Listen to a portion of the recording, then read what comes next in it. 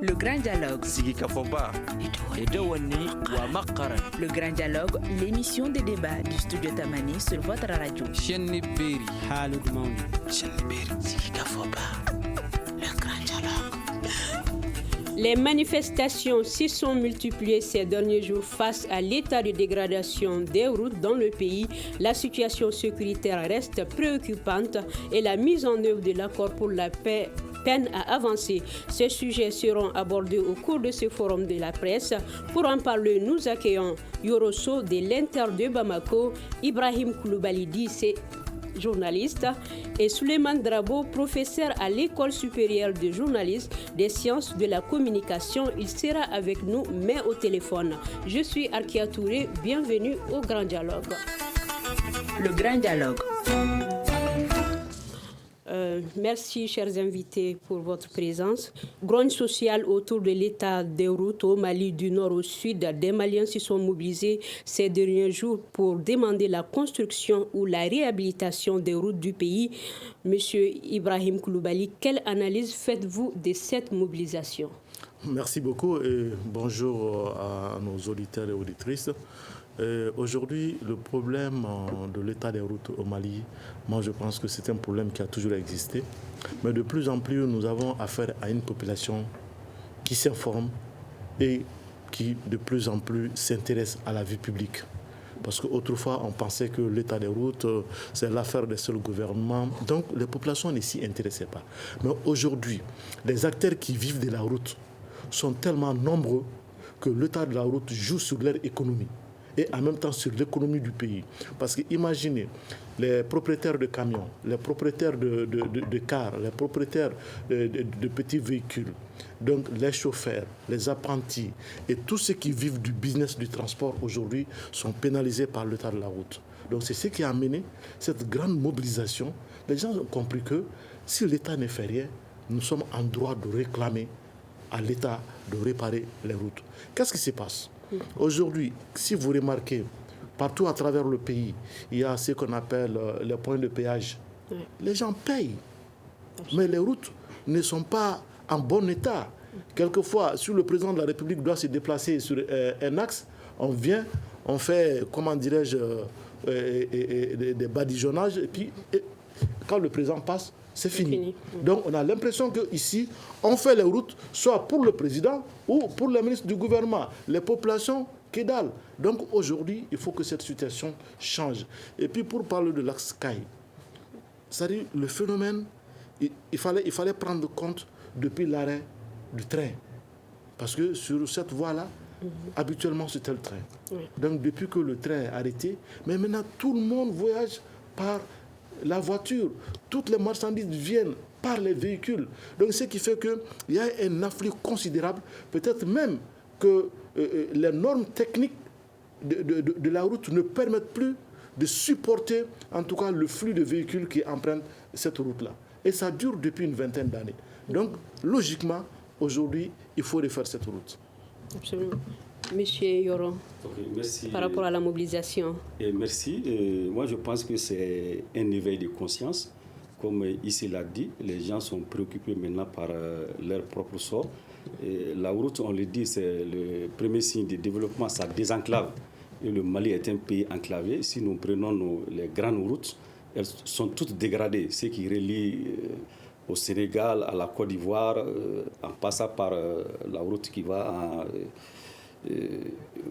Togo et Bénin, toutes ces routes sont aujourd'hui dégradées. Moi, je pense que cet éveil de conscience, c'est un petit rappel, a commencé dans notre zone à Djouila, avec Sirabako et les gens de Beleko et Fana. Parce qu'aujourd'hui, pour arriver à Beleko, il y a une route, vous quittez Fana, Beleko, ça c'est un trajet qui est plus court, mais aujourd'hui, la route est tellement dégradée que les populations sont obligées de faire un détour par Djouila pour aller à Beleko. Donc il y a 40 km qui s'ajoutent à l'ancien. Donc ça coûte très cher par rapport au prix des transports. Et si vous prenez la route Sévaré-Gao, cette route qui a été construite depuis dans les années 1980 par les génies militaires, c'était une route qui était en très bon état. Qu'est-ce qui a dégradé cette route ? c'est l'arrivée de forces étrangères, hein, parce que les gros camions qui étaient sur cette voie ont carrément détruit la voie. Et pour arriver à Gao aujourd'hui, les gens sont obligés de passer par 2 pays voisins, le Burkina et le Niger. C'est inconcevable dans un pays.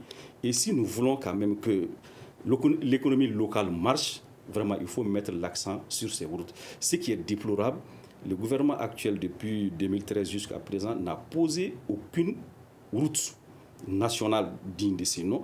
Mais l'existant qui est là, moi je pense que l'entretien périodique devrait continuer. Mais cela n'a pas continué. Et toutes les routes sont aujourd'hui dégradées. À l'intérieur du pays ainsi qu'à Bamako, vraiment c'est très très difficile de circuler. Et les gens quand même ont raison vraiment de se faire entendre.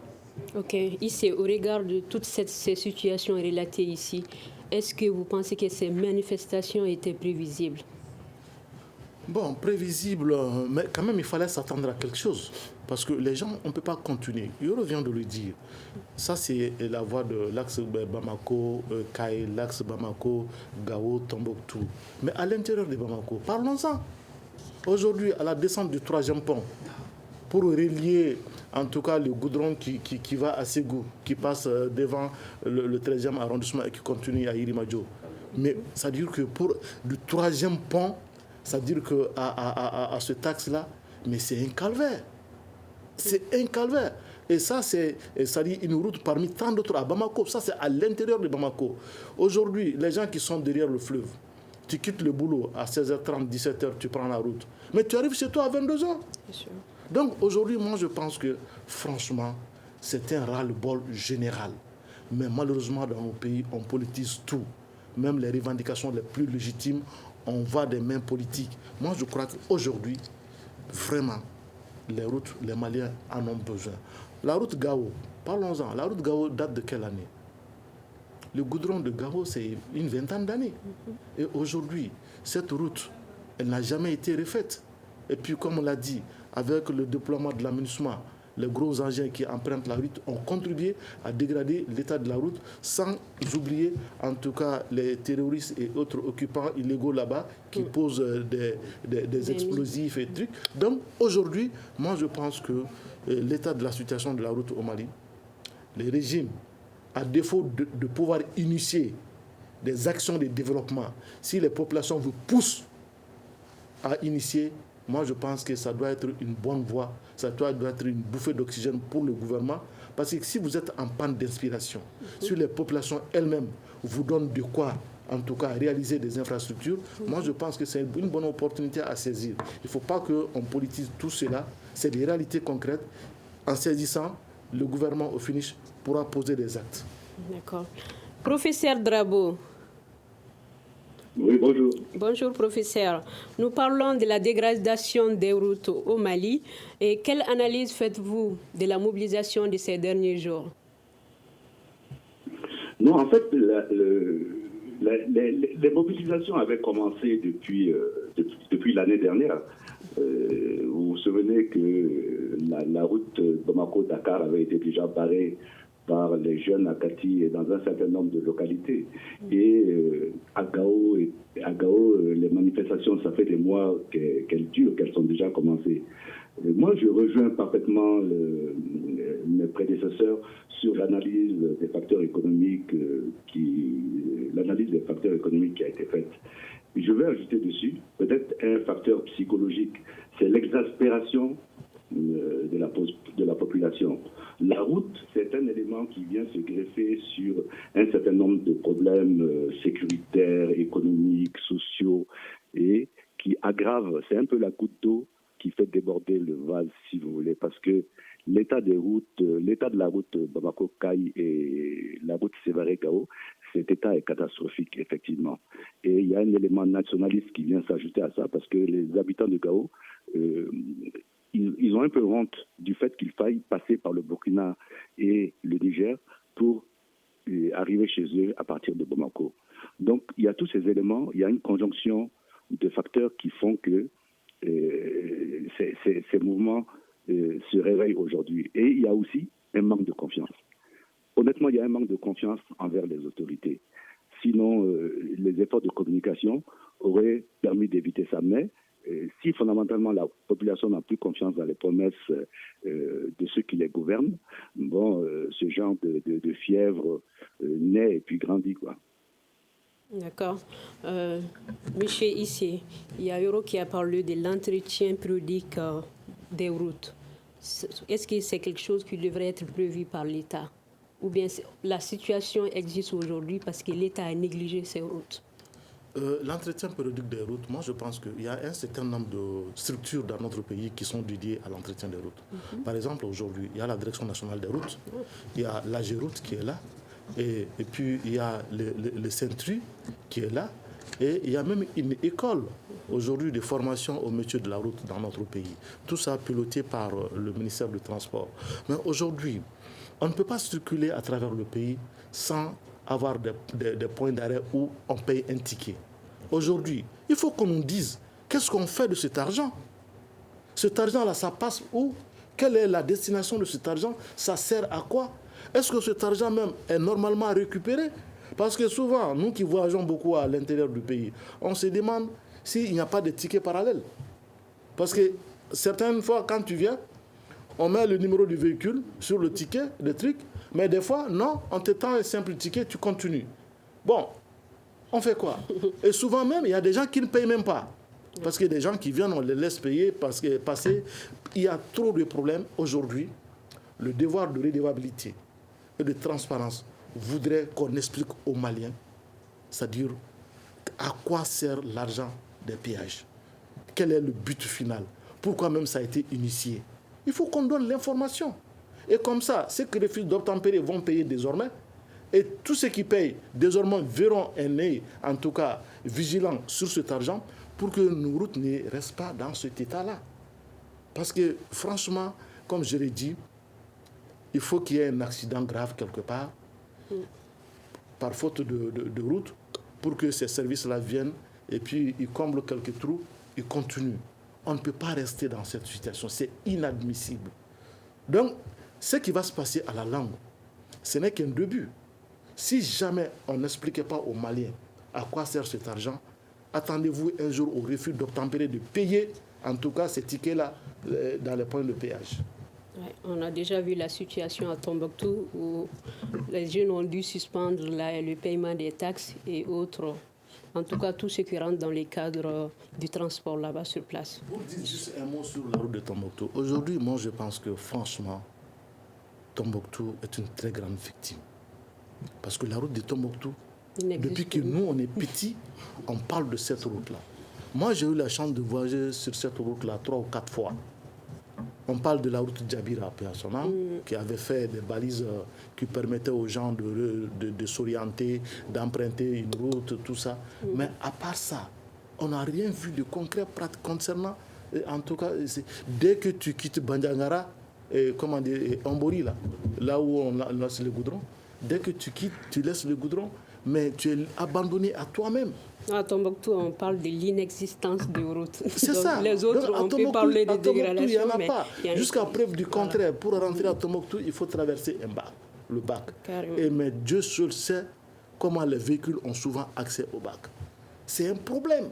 Donc moi, je pense qu'aujourd'hui, vraiment, c'est une occasion pour le gouvernement, en tout cas pour cette fois-ci, même s'il faut tout orienter, en tout cas, vers les routes, moi, je pense que c'est une nécessité. Il faut que les routes deviennent une priorité. Oui.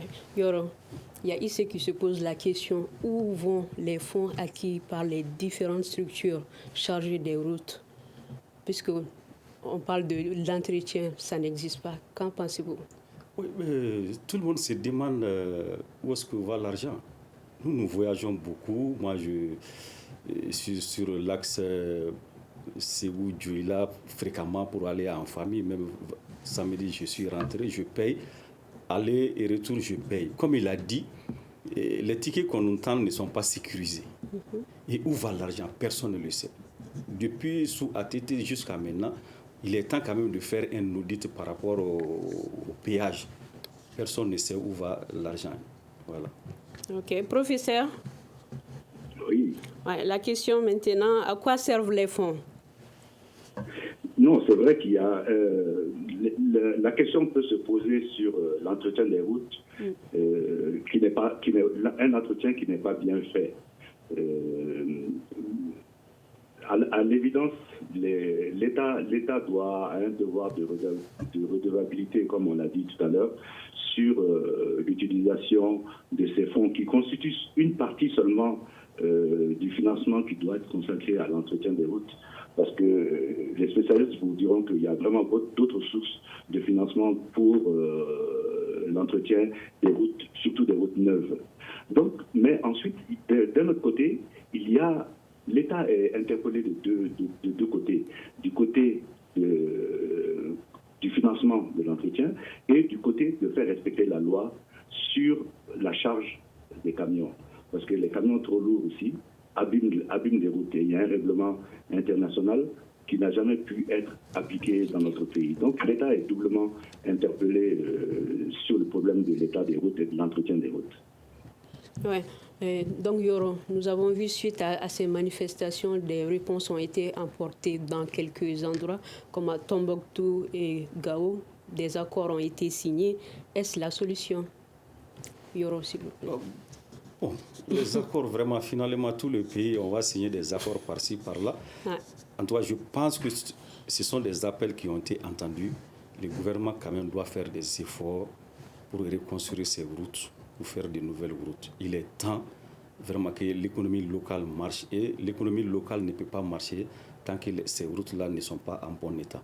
Je pense aujourd'hui que l'État, qui n'a pas été prévoyant, comme on l'a dit, gouverner, c'est prévoir. Rien n'a été prévu parce que tout aujourd'hui par rapport à ce gouvernement, c'est uniquement consacré à l'accord. On a abandonné le développement du pays par rapport à l'accord. On ne parle que de l'accord. Il est temps quand même qu'on s'occupe des autres problèmes. Et les populations des régions du Mali ont montré qu'elles existent. À travers ces accords, est-ce qu'il n'y a pas quelque part un manque de confiance des populations envers l'État? Parce qu'à chaque fois, nous voyons que les populations exigent un accord signé. Non, ce manque de confiance existe il y a longtemps. Parce que quand vous regardez un peu la classe politique malienne est aujourd'hui décriée par tout le monde. Et personne ne sait. Et chaque fois, on signe des accords, on ne sait pas les aboutissants. Et aujourd'hui, quand même, l'État est obligé de faire face à ces problèmes. Oui, ici. Okay, moi, je dirais le ministre Drabo l'a souligné aujourd'hui, c'est qu'il y a une certaine méfiance entre les populations et les décideurs. Donc ça, c'est un problème qui ne date pas d'aujourd'hui, mais c'est le couronnement d'un système politique de gestion des affaires publiques qui a été mis en place par la classe politique actuelle. Aujourd'hui, elle est décriée. Donc les gens ne font plus confiance. Par rapport aux accords actuels, pour l'instant, on peut accorder un petit crédit à ces accords-là, parce que pour qui connaît l'engagement du Premier ministre lui-même qui se déplace, qui est le maître de lui-même, qui se déplace sur le terrain, qui rencontre les gens. Et moi, je pense que c'est en tout cas une première, parce que par le passé, on a vu le ministre, Madame Zenabou, qui avait dit dans un premier temps qu'il n'y avait pas d'argent pour faire la route. Après, qui avait dit que les travaux allaient commencer. Et jusqu'à présent, on attend le début des travaux. Donc, de tels langages et un double langage au sein d'un gouvernement pareil, donc ça ne met personne en confiance. Mais espérons que cette fois-ci, donc, je crois qu'ils ont vu la gravité du problème. Le fait de couper la route de Kati, selon les estimations de la rue, on disait que ça fait 2 milliards par jour. 2,5 milliards par jour. Si ces chiffres-là sont confirmés, ça fait à peu près de 110 milliards par mois que le Mali perd.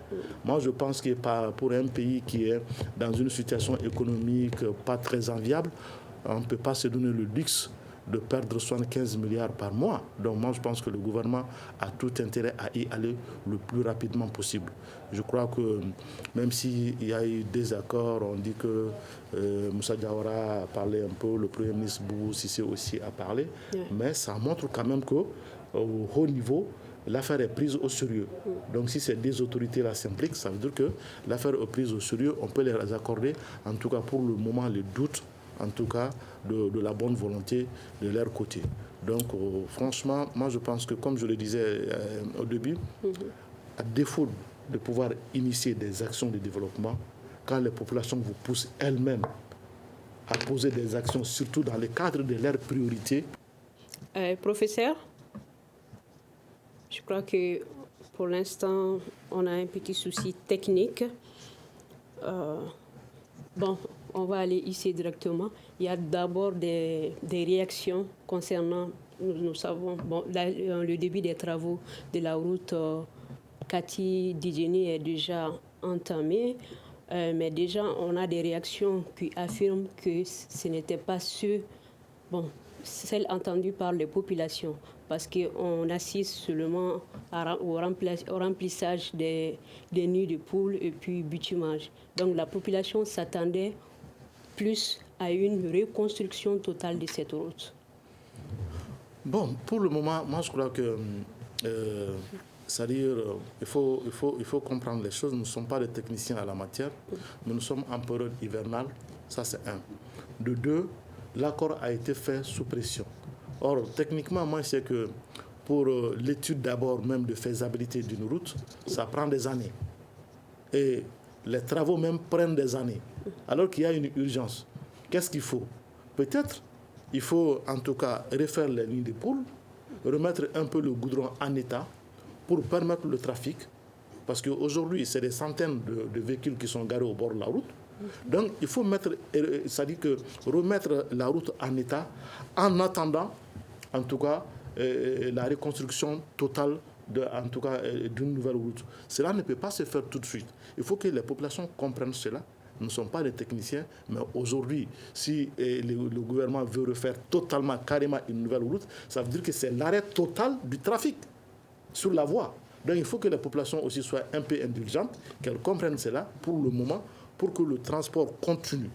Il faut réparer les endroits qui sont en mauvais état, en attendant que les études de faisabilité d'une nouvelle route soient faites, que les budgets soient mobilisés et que les travaux commencent. Donc sinon, tout de suite, sans être un technicien, avec un peu d'intelligence, on comprend que ça, ce n'est pas possible. Ok, pour clôturer cette étape, professeur, vous pouvez poursuivre dans votre lancée? Oui, c'est pour la réflexion des routes. Il faut rappeler que le directeur des routes avait bien expliqué le schéma d'opération. Il avait dit qu'on allait refaire le revêtement en mettant une couche superficielle et sur 150 km, donc de Kati à Didjeni, et par la suite, ils allaient revenir pour placer un revêtement beaucoup plus épais sous la route. Donc, je pense que pour l'instant, l'entreprise qui est chargée de réparer la route suit les explications qui avaient été données depuis le début. Donc, de ce point de vue, il n'y a pas d'inquiétude à avoir pour l'instant, en tout cas. Ok, nous allons suivre une pause. On revient tout à l'heure. Vous écoutez les programmes de Studio Tamani. Votre avis nous intéresse. Écrivez vos commentaires et suggestions sur la page Facebook et dialoguez avec nous.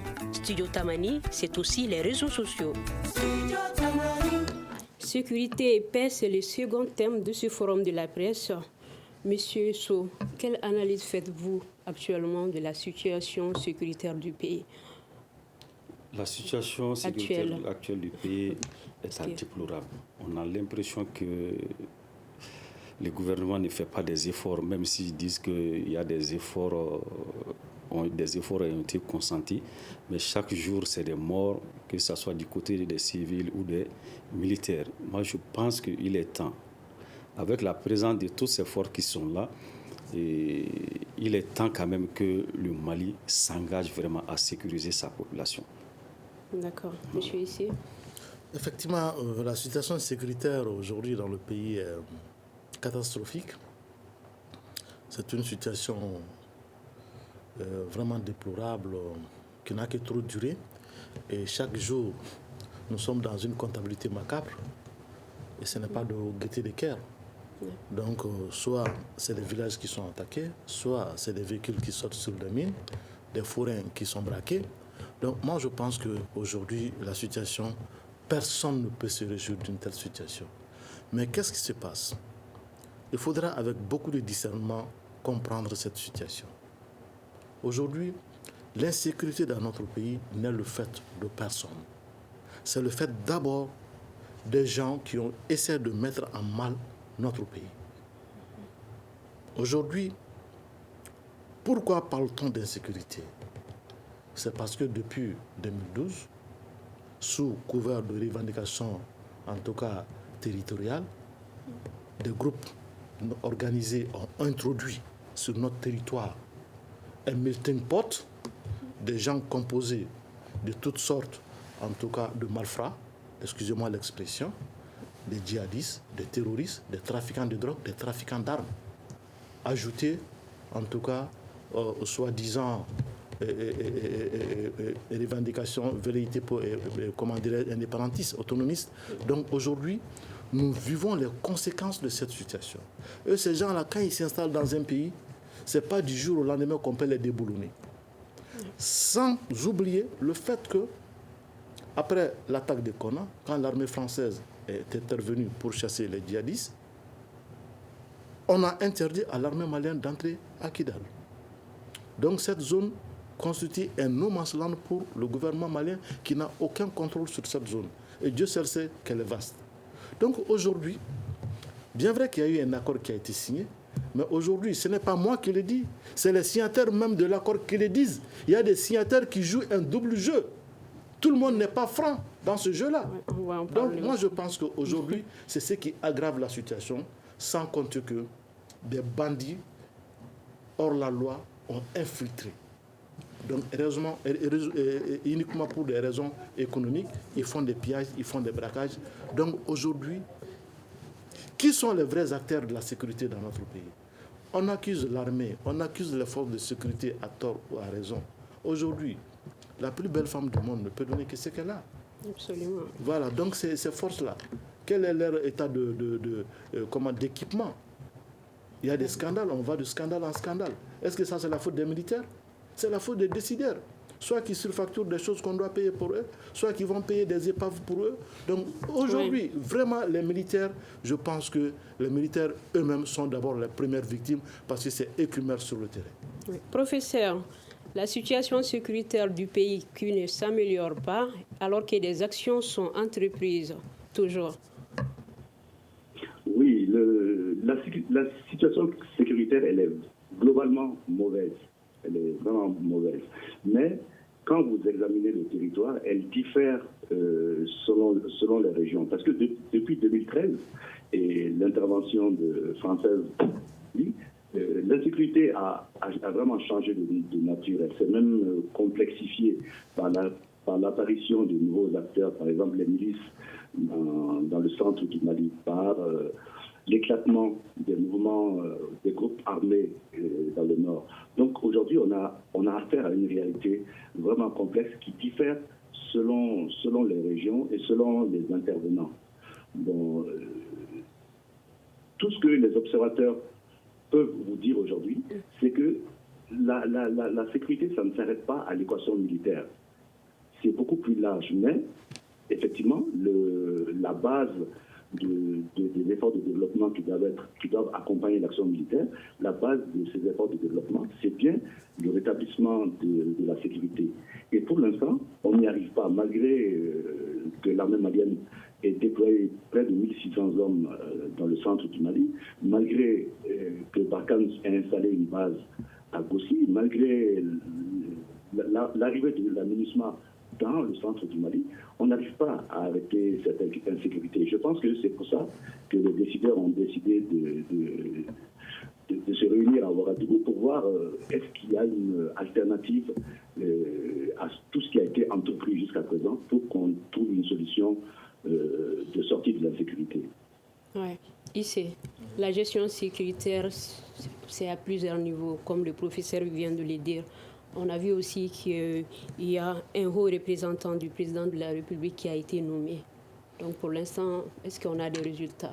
Oui, il y a des résultats. On avance tout doucement. On avance tout doucement. Comme je l'ai dit, ce n'est pas une situation qui peut se réguler du jour au lendemain. Mais les gens ont besoin d'actes forts.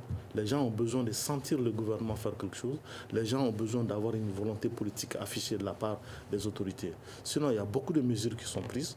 pour faire avancer les choses. Le haut représentant du chef de l'État, lui, son rôle, c'est beaucoup plus, en tout cas, la gestion des groupes armés signataires d'accords. Donc, c'est pour un peu, en tout cas, faire la coordination, en tout cas, entre ces mouvements signataires de l'accord et puis le président de la République pour le rendre compte. Donc moi, je pense qu'il joue bien son rôle. Mais son rôle, peut-être que les gens font une confusion, lui, son rôle, ce n'est pas carrément de mettre fin à l'insécurité. Lui, son problème, c'est l'application de l'accord, être en contact permanent avec les signataires de l'accord pour voir dans quel cadre l'accord peut évoluer. Donc, il intervient évidemment au centre. Oui, il intervient au centre sur la question de sécurité. Je crois que son profil le permet aussi, donc de comprendre un peu ces zones-là pour avoir déjà séjourné, dirigé un projet au nord du Mali. Donc c'est quelqu'un qui connaît bien la situation du pays.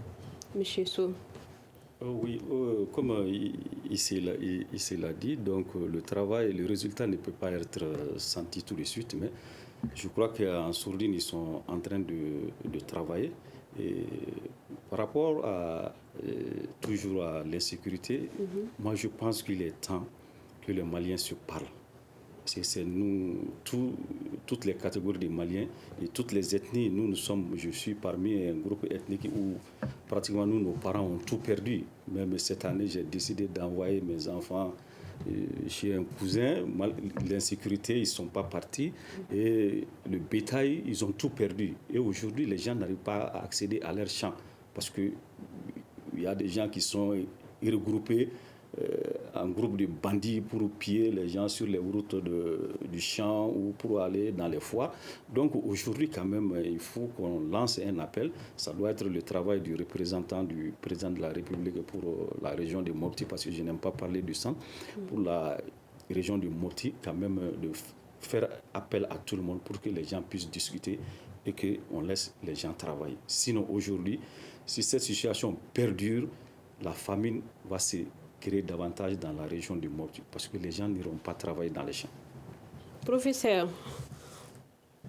Oui, ce qui me gêne un peu, c'est que la feuille de route du haut représentant du président de la République dans la région de Mopti ou bien au centre, elle n'a pas été publiée ni diffusée pour qu'on voit quelles sont effectivement ses attributions par rapport aux autres institutions qui interviennent dans le centre. Bon, c'est le côté un peu gênant de ce dossier-là pour l'instant. Mais ce qu'on remarque dans le centre et dans le nord, c'est que plus l'État s'affaiblit, plus la violence gagne du terrain.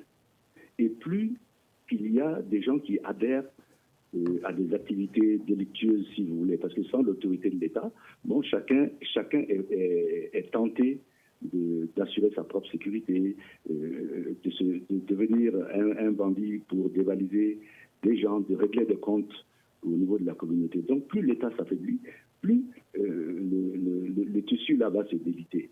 Donc la priorité pour l'État, c'est vraiment de revenir dans toutes ces régions qu'il a délaissées, surtout le centre je pense surtout au centre du Mali, où les écoles n'ouvrent pas, où il n'y a pas de justice, où il y a peu de services de santé.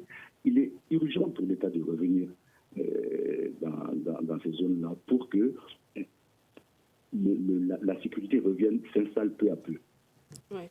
Toujours en matière de sécurité, ici, on assiste, disons, cette semaine à des manifestations dans la région du Mopti, notamment à Badjangara et Koro, où les populations dénoncent le désarmement de la milice d'Anna Massago. Pourquoi, selon vous? Vous savez, moi particulièrement, depuis le cas de la Libye, moi, je ne suis pas du tout partant pour les milices. Parce qu'une milice, quand elle s'installe, elle s'octroie les prérogatives régaliennes d'un État normal. Donc, en ce moment, elle récupère les impôts, les taxes, et dès qu'elle rentre dans ses activités économiques et financières, ça devient dangereux. Donc aujourd'hui, l'autodéfense dans des situations où l'État n'existe pas, je suis d'accord. Mais du moment que l'État affiche sa volonté de pouvoir résoudre la situation, persister, en tout cas en tant que structure milice, moi je pense qu'il y a d'autres visées. C'est là où il faut faire extrêmement attention. Parce qu'il y a des hommes politiques qui sont prêts à tout. Pour rester avec les populations, pour pouvoir gagner les prochaines élections. Donc il y a des manipulations. Aujourd'hui, si après la dissolution de la milice, si l'État n'avait entrepris aucune action pour sécuriser les populations de la zone, on pouvait dire qu'ils ont raison de remettre en place leurs trucs. Mais aujourd'hui, ce que moi je comprends, c'est une défiance vis-à-vis de l'État. Est-ce qu'on a besoin de ça aujourd'hui dans la région de Mopti? Moi, je pense qu'après les tournées du Premier ministre, accompagné par des ressortissants de Mopti, pendant combien de jours? Donc moi, je pense qu'après tout ça, qu'il y avait eu une compréhension, que les mentalités avaient évolué. Mais j'ai été vraiment surpris, parce que quand tu attends leur slogan, donc ils insultent le ministre, ils insultent le Premier ministre, ils insultent ceci, cela. Moi, je pense que c'est beaucoup plus politique que sécuritaire.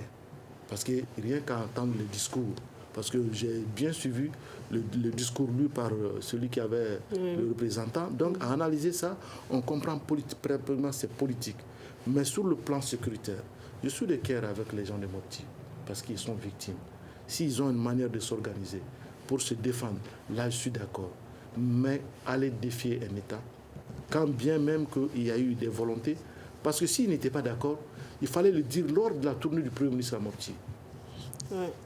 Monsieur Sow, oui, par rapport toujours à la question des milices, bon, il faut aussi préciser que pour la population, la sécurité n'est pas assurée à leur niveau. Donc c'est ce qu'elle dénonce.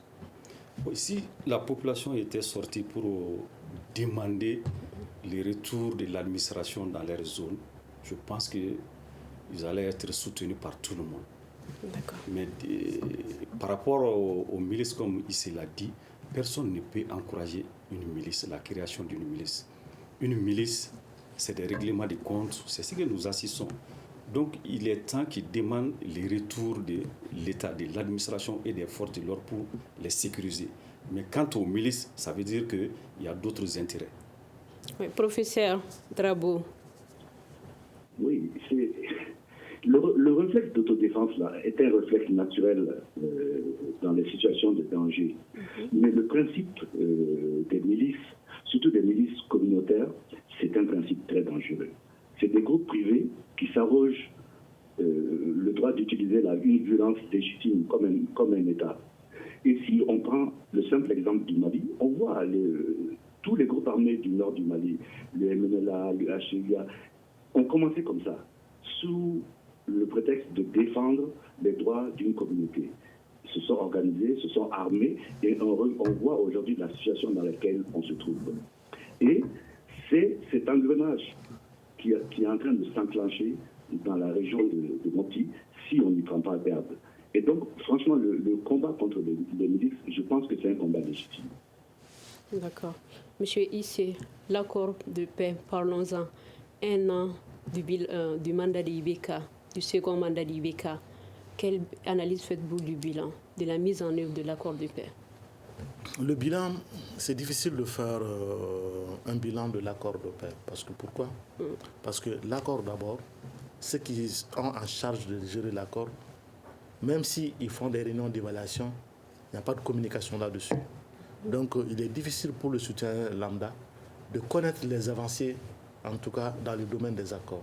Si à chaque réunion, des structures en charge de la mise de l'accord, s'il y avait des publications, s'il y avait de la communication par rapport aux avancées, peut-être que le peuple, en tout cas, allait comprendre mieux l'accord. L'accord pêche par un certain nombre de choses. Ça, c'est le problème de communication. D'abord, l'accord en lui-même, combien de Maliens comprennent l'accord? Faut-il renégocier? C'est la question qui fait un peu le tour actuellement. Faut-il les renégocier? Moi, je pense que cette question ne mérite même pas d'être posée. D'accord. Pourquoi? Parce qu'en posant cette question, ça veut dire qu'il faut faire extrêmement attention. Le piège est beaucoup plus dans les questions que dans les réponses. Quand on dit un accord, c'est une négociation.